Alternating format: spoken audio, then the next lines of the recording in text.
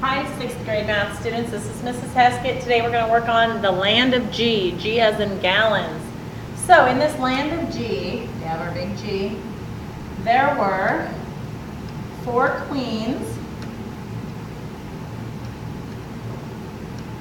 and each queen had a prince and a princess.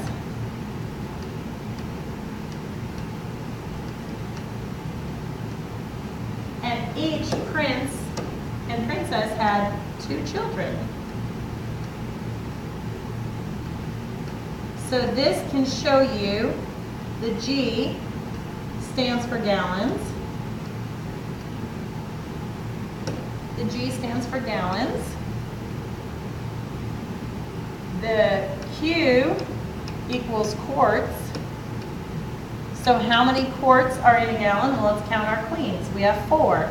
And then we have pints. The P stands for pints. So the prince and princess are the pints. So how many pints are in a quart? Well, we have 2 P's in each Q, so that's 2 pints in each quart. How many pints are in a gallon? 2, 4, 6, 8.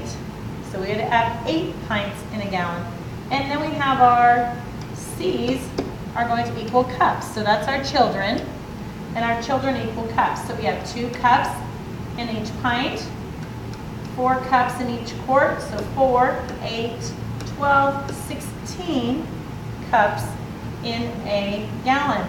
Now you can use this, you can draw this on anything. So if you're taking a standardized test and you need to remember how many quarts, pints, and cups are in a gallon or how many cups are in a quart, draw your land of G. Your G is the gallon, and remember the land of G. You have 4 queens, and each queen had a prince and princess. So 2 P's in each Q. And then each prince and princess had 2 children. So the C stands for the cups. Hope this helps. Have a good day.